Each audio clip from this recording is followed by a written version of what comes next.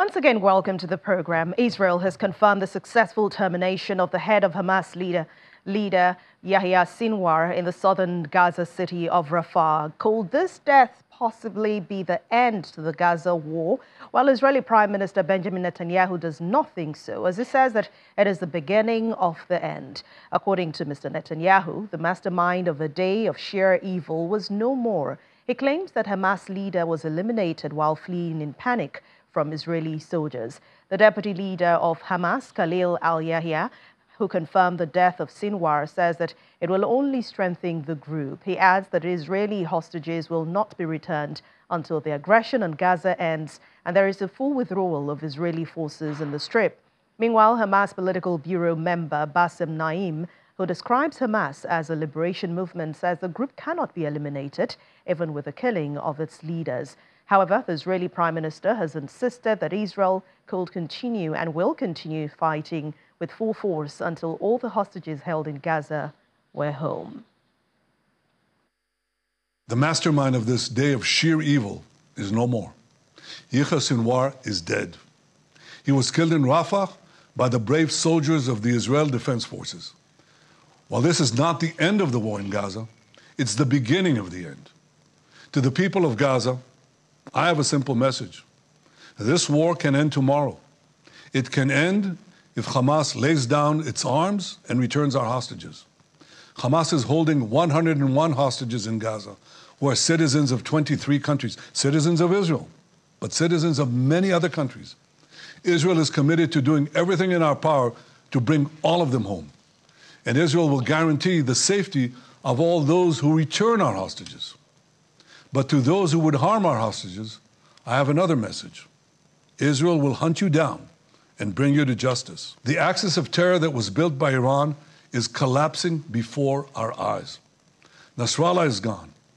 His deputy Muhsin is gone. Haniyeh is gone. Def is gone. Sinwar is gone. The reign of terror that the Iranian regime has imposed on its own people and on the peoples of Iraq, Syria, Lebanon, and Yemen, this too will come to an end. All those who seek a future of prosperity and peace in the Middle East should unite to build a better future. Together, we can push back the forces of darkness and create a future of light and hope for all of us. Meanwhile, Israel's President Isaac Herzog has commended Israeli forces for killing Hamas leader. The president said in a post which reads, Sinwar was responsible for heinous act of terrorism against Israeli civilians, citizens of other countries, and the murder of thousands of innocent people. His evil endeavors were dedicated to terror, bloodshed, and destabilizing the Middle East. The president said now more than ever, we must act in every way possible to bring back the 101 hostages who are still being held in horrific condition by Hamas terrorists in Gaza. Meanwhile, celebrations broke out on the streets of Sderot, a town bordering Gaza, following the news of the killing of Hamas leader Yahya Sinwar. Residents can be seen dancing and waving the national flag, while many Israelis celebrated Sinwar's death. The families of some held captive expressed grave concern for the fate of their relatives and called on Israeli leaders to use their military success to get a deal.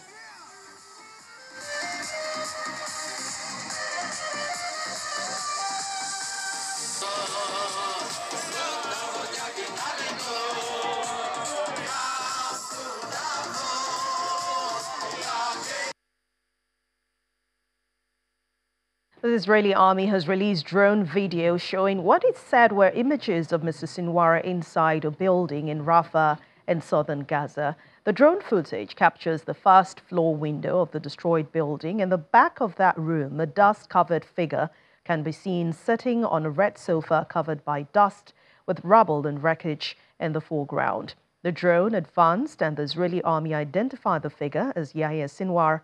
Overlaid graphics also depicts a long object in the person's right hand, which is hurled at the drone without hitting it.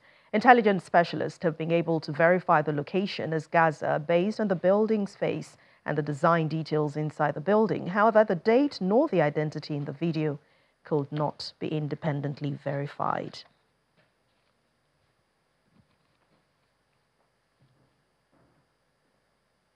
The Israeli Defense Forces, the IDF spokesman Daniel Hagari, has provided more details surrounding the death of the leader, saying that he was killed after Israeli forces identified 3 terrorists running from house to house in the Tall Sultan area of Rafah in the south of the Gaza Strip.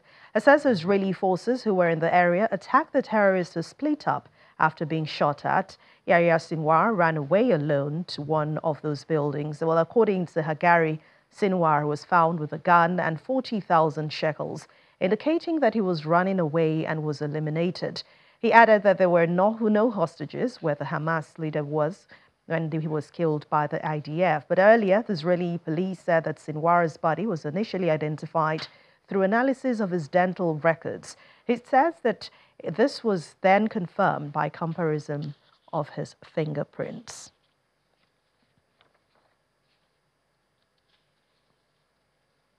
But who really is Yahya Sinwar? Questions on the lips of many people. Now let's take a look at his profile. One thing is certain. He is Israel's most wanted man, as he is believed to be the mastermind behind the 7 October attacks last year.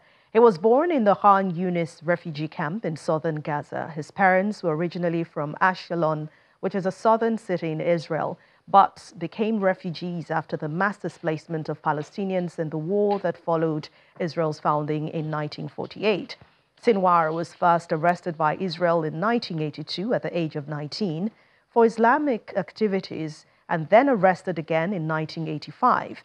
It was around this time that he won the confidence of Hamas founder Sheikh Ahmed Yassin. He spent much of his adult life, over 22 years, in Israeli prisons from the years 1988 to 2011 before his release as part of the prisoner swap. Sinwar had led the armed group in Gaza since 2017. He took over as overall leader of Hamas after Ismail Haniyeh was killed in Iran in July.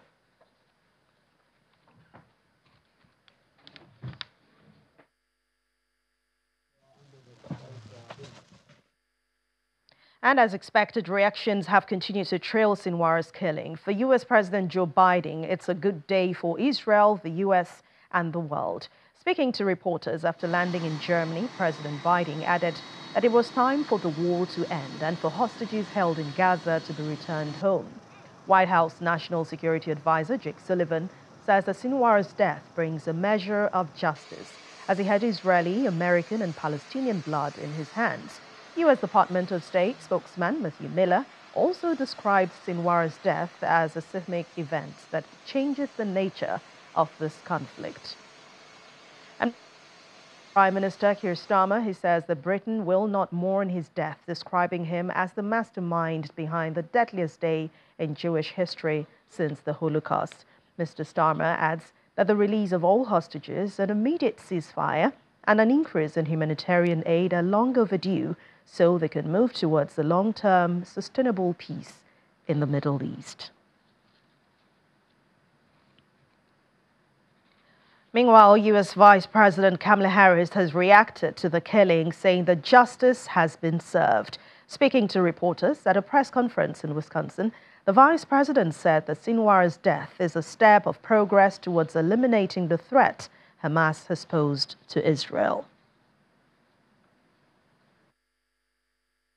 Israel confirmed that Yahya Sinwar, the leader of Hamas, is dead, and justice has been served. And the United States, Israel, and the entire world are better off as a result. Sinwar was responsible for the killing of thousands of innocent people, including the victims of October 7 and hostages killed in Gaza. He had American blood on his hands. Today, I can only hope that the families of the victims of Hamas feel a sense and measure of relief. Sinwar was the mastermind of October 7, the deadliest day for the Jewish people since the Holocaust. A terrorist attack that killed 1,200 innocent people and included horrific sexual violence and more than 250 hostages taken into Gaza, including 7 Americans, living and deceased, who remain in captivity. A terrorist attack that triggered a devastating war in Gaza, a war that has led to unconscionable suffering of many innocent Palestinians and greater instability throughout the Middle East. In the past year, American special operations and intelligence personnel have worked closely with their Israeli counterparts to locate and track Sinwar and other Hamas leaders. And I commend their work. And I will say, to any terrorist who kills Americans, threatens the American people, or threatens our troops or our interests, know this: we will always bring you to justice. Israel has a right to defend itself, and the threat Hamas poses to Israel must be eliminated. There is clear progress toward that goal. Hamas is decimated, and its leadership is eliminated. This moment gives us an opportunity to finally end the war in Gaza. Aujourd'hui est marqué par la mort de Yahya Sinwar. Et ce jour est un...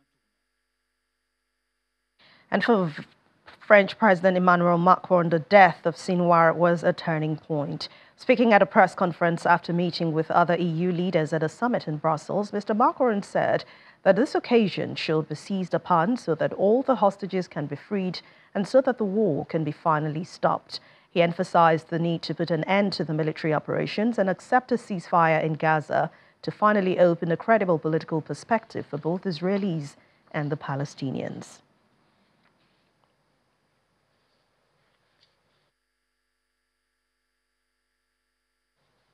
In the meantime, European Commission President Ursula von der Leyen has described the death of Sinwar as a significant achievement for weakening the Hamas group. She called for discussions to ensure a two-state solution in order to achieve lasting peace in the region.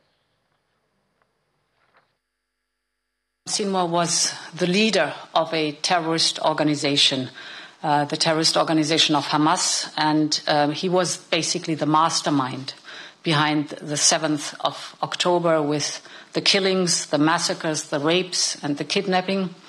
So his death is certainly significantly weakening Hamas. Around the table, we also discussed the conditions for a durable peace leading to a two-state solution.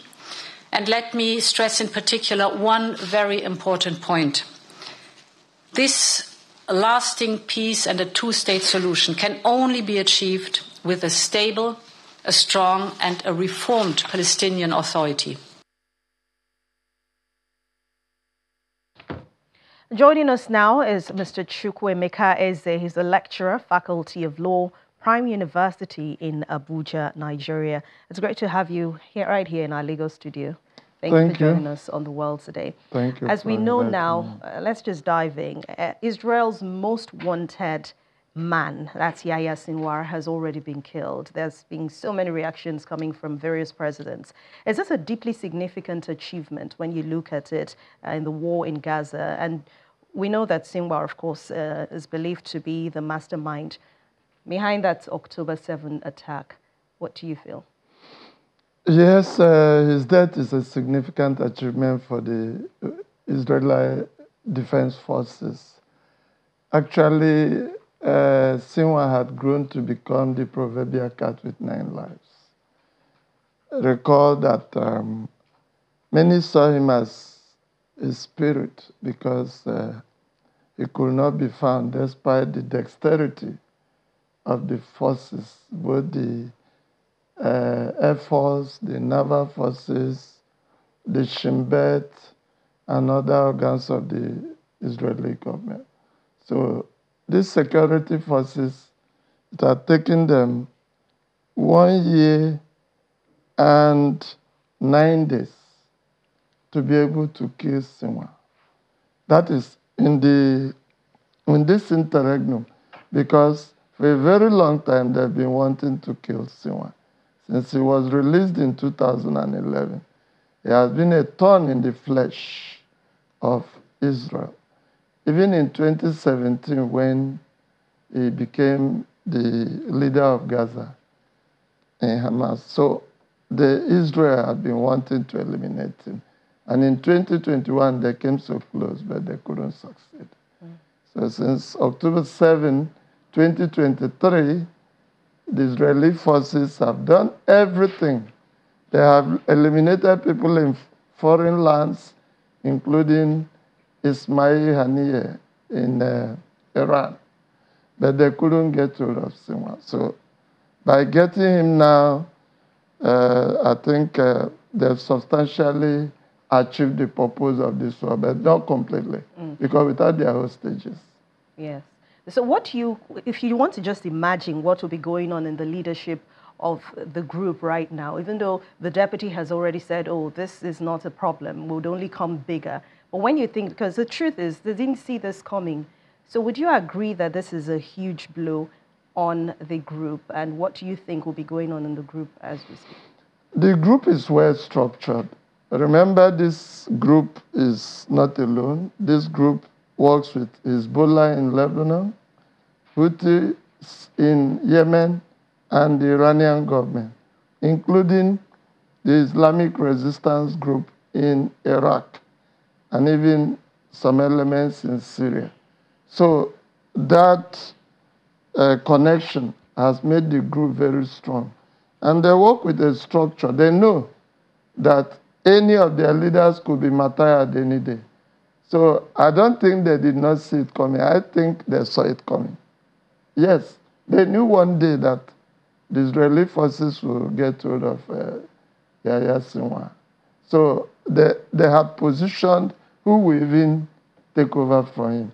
And as we speak now, I think his deputy, Khalil al-Yahya, has taken over from him. So are you saying that this is not in any way a downgrade of the military, Hamas's military in any way? Basically, it's a downgrade in terms of physical, but spiritually it doesn't. If a man could spend 22 years in prison, between 1989 and 2011, that's the late Yahya Sinwar.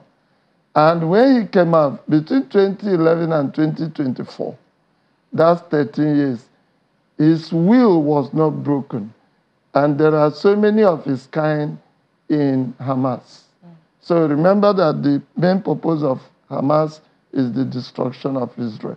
So anybody who are committed to Hamas sees destruction of Israel as the ultimate goal. And definitely prices will be paid. Sacrifices will be made. Even himself once said certainly that sacrifices will be made, that they are ready to die. 10,000 are ready to give their lives to ensure that Gaza was sustained as a military force against the existence of Israel. With what you've said now, does it mean that there's not much impact with Sinwar's death? When you talk about negotiations of ceasefire, which has been on the table for some time now, and humanitarian efforts in Gaza, how will this affect it? I think Hamas will not give in until Iran gives a signal, because like I said, they are connected. So Hamas doesn't act alone. If it acts alone, it will be abandoned. So definitely, whatever Hamas will do will be determined by the axis of resistance. And that axis includes Iran. So let's not look at Hamas as mutually exclusive from the other partners in the resistance. So definitely there is no way on their own they will proceed to take those steps like negotiation, release of hostages, without the support of other partners in the resistance. So I don't think the elimination of, that is the man we are talking Sinwar. about. Yes, I don't think his elimination is going to stop Hamas from operating. Hamas will continue to operate, perhaps at a lower degree, but Hamas will remain a force in Gaza. So now that you've mentioned Iran, what will this say then? What signal is this giving? Does this have anything to do with Iran's backed fighters, that's the Hezbollah in Lebanon? How will they be reacting to this? Should they even be watching their back, knowing that anything can come? Do you think they are well prepared for anything that comes? They are well prepared. There's no way they could have taken that step on October 7, 2023 without being prepared. And they don't believe that Israel will defeat the resistance. So before you attain that level in the resistance, you must have been examined and taken through the funnel of death. So it is not something, that's why they call them martyrs when they lose their lives. So I don't think they will give in, except they may decide, let's step back and regroup. That's the only thing that will make them to soften. But this is a war that can only be less intense, but can never be completely stopped. Because Iran has some scores to settle with Israel. Its intention is that Israel will be destroyed. And they believe that unless that Israel is destroyed, there will never be peace in the Middle East. The Palestinians will not have their own state. And they see Israel as a saw in the foot that has to be removed, even if it requires cutting off the leg. They let the whole body, other parts of the body remain healthy. So I don't think they are ready to back down, but the intensity might reduce. They might go back to the trenches so that the war will continue in another phase. But certainly, the war that has been on since 1948 has not stopped till now. It only moves in phases, and it will not stop in the nearest future. All right. Thank you very much. Mr. Chukwuemeka is a lecturer, Faculty of Law, Prime University, Abuja. Thanks for your exciting contribution on the world stage. Thank you, Anne. The United Nations Palestine Refugee Agency has condemned Israel's airstrike on a school housing refugees in Jabalia, north of Gaza, calling for an investigation into details of that attack. The incident left 28 people dead in an area populated by women and children seeking shelter. The deputy director of UNRWA, Sam Rose, says that Israel must do more to protect civilians as there is nowhere for them to go, and it was just one of the series of incidents targeting UN schools. According to a statement by the Israeli military, the strike targeted militants from Hamas and Islamic Jihad groups who operated from within the school. Meanwhile, in a separate development, a senior Hamas official says any solution to rapidly expand regional conflict that has spread to Lebanon and beyond hinges on resolution of the original crisis in Gaza. Bassem Naim says it is not easy to reach a permanent ceasefire or a permanent solution without solving the original one, which is in Gaza. And with the war in Gaza now in its second year, fighting has flared in southern Lebanon, where Israeli troops are now facing Iranian-backed Hezbollah militia fighters on the ground and risking an escalation with a full-scale conflict with Iran. Diplomatic efforts to halt the fighting have been stalled. Attention is now focused on an expected Israeli strike on Iran after Tehran launched its second missile strike on Israel more than 2 weeks ago. And this so intermingled, the two fronts, that it is not easy to reach a permanent ceasefire or a permanent solution to this conflict without solving the original one, which is in Gaza. Even if they reach a ceasefire in Lebanon, there will be no calm in the region. October 7th operation, the strongest message of this operation was that any attempt to bypass the Palestinians or to overcome or neglect the Palestinian cause means clearly that no one can enjoy stability and security in the region without solving this long-standing conflict. There is still a chance to go for implementation of this broker deal if the Americans say it is enough, we have to stop here. The mediators are, I believe that they are disappointed, and at the moment we are still ready to go for the implementation of the July 2nd agreement immediately, but we cannot simply starting negotiating new conditions added by Benjamin Netanyahu.